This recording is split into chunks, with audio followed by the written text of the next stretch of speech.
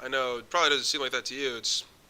It is the normal uploading schedule, but somehow or another I've managed to distort time on this channel where right now for me it's April 19th and for you it's May 6th or 7th maybe even, which I think is really fucking cool. I managed to do that somehow. Strange. Today's topic, as the title says, another book club meeting. If you remember the last video where I talked about one of those meetings, you know that they're pretty profound, and the dudes I'm there with are pretty fucking intelligent. And the main guy tonight, today's Monday. I lied. Today's Friday, so this was yesterday. Yesterday, the main guy said, we were talking about like wounds and as a man, trauma, yada yada yada in general. So first of all, everybody has trauma. Trauma's relative. Everybody has a worse thing that's happened to them. You know what I'm saying? And a lot of people don't, sit in that and think about it. And another guy asked, how do I know if I have a wound? It's a hard question. Before I answer that question, I know my eye looks fucked up. No, I have not let a woman sit on my face recently. But I had surgery on the last Friday, so this is I think the 12th or 13th of April, that Friday, I got retina surgery. Get this, I had a retinal fucking detachment. It was slowly detaching my retina from the rest of my fucking eye, and I saw a big flash here every now and again. Talked about this a bunch of times, I think 20 times now. Anyways, they fixed it. So they went in and cut my shit. Boom, this is the first video I'm making after surgery. It's been a week. How do you know if you have a wound? In my opinion, this is my opinion.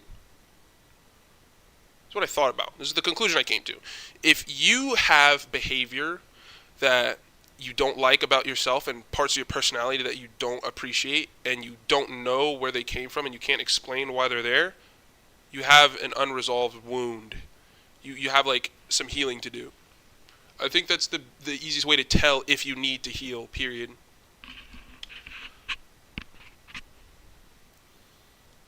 So, for example, could be maybe you get super sad at random points when you don't want to be. You can't really explain it. Maybe you get super angry at certain points and you can't really explain it. Maybe you don't like crowds, or maybe you hate being alone. You hate thinking to yourself. Maybe you can't stand your own thoughts and you don't know why. Maybe you should sit and figure out why the fuck that is.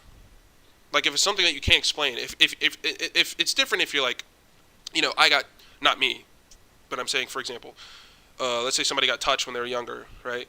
And now they have a hard time getting intimate with a woman because, he got touched or some shit. And he doesn't know. And then there's another guy, maybe he has a brother, same kind of deal, but he kind of figured out, this is why I can't get with you, my woman, give me a little bit of time. And she's like, okay, yada yada. He's in the healing process at least, if you know the source, you're in the process. So you don't have to have solved it, but you have to recognize that you're hurt, that you have a cut, You can't just walk around with a bunch of fucking cuts on your body, you'll fall apart. Death by 1,000 paper cuts, you know what I mean? It's real shit, dude. So, yeah, I think the worst thing you could do is not know, which is kind of crazy. Speaking of the worst thing that you can do, which is just unfortunate, I thought about kind of men that are unfortunate enough to not have hardship. You know what I mean? And it's kind of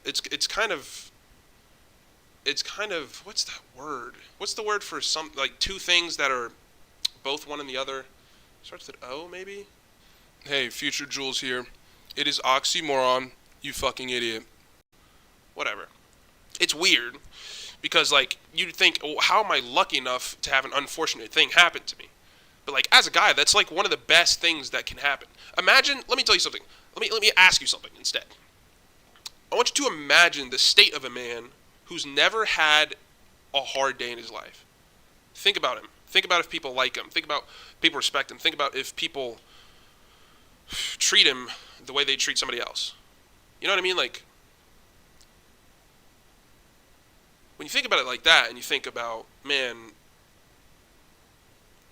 I'm so thankful that this bad thing happened to me, so that way I can be molded into a better person.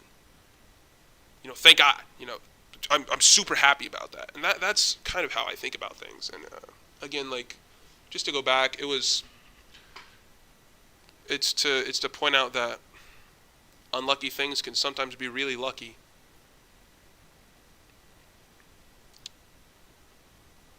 Really, really lucky. Those shape your life. Your life is shaped of all of you.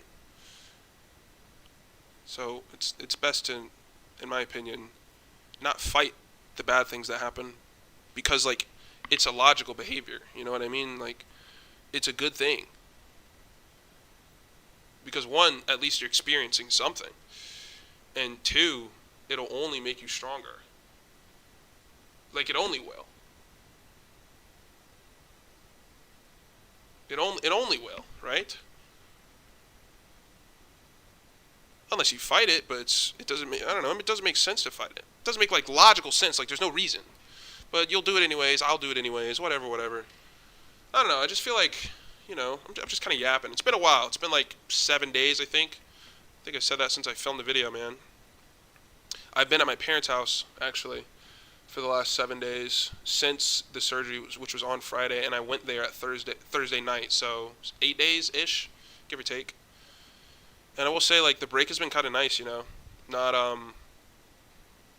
I just took a week off of life, to be honest, because I couldn't, it was eye surgery, obviously, so I couldn't, like, drive.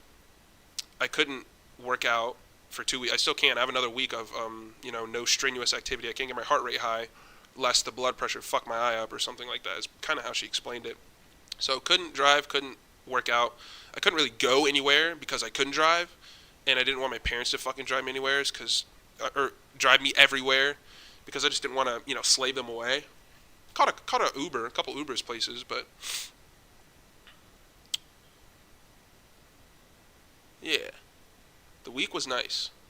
I mean, free food in mommy's house, who can complain? It was excellent. Had a lot of time to think, because all I did was kind of watch House of Cards, which, by God, that is the best show I've seen in my life. House of Cards is so fucking good. Would recommend, highly recommend. I like TV shows where the writing's good, Like, I can't watch a fucking average Netflix movie. It drives me insane. Like a Bird Box type beat. I will say Bird Box was a good movie if you've seen it. Don't know what the fuck I'm talking about. I will say Bird Box is a good movie. I'm not saying it's a bad movie. But the kind of default Netflix movie vibe, I can't do that shit. So I loved House of Cards because the writing was so damn good. The production was insane as well. And it's not like, Michael Bay production shit's blowing up, but it's just, like, very well written and realistic. It's so fucking real. So anyways, I digress. The break was really, really nice. So, food, just sat on the couch and watched TV all day. And I don't like do that.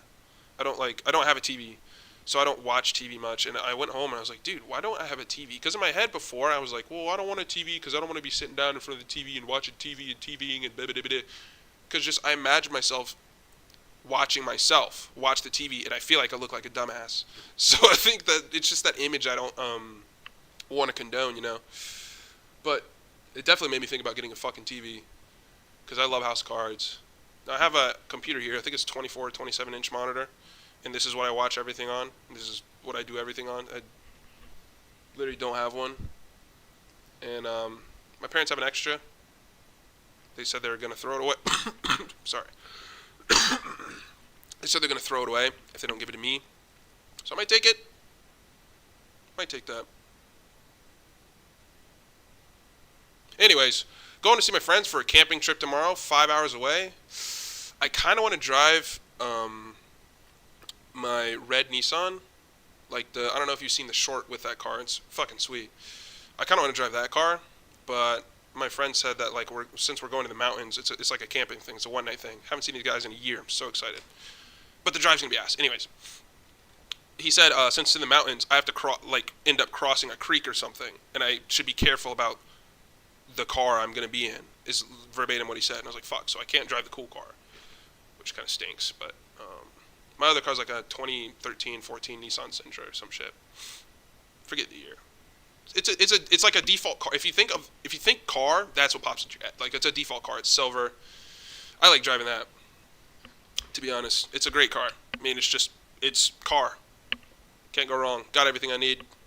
Nothing I don't. You know what I mean?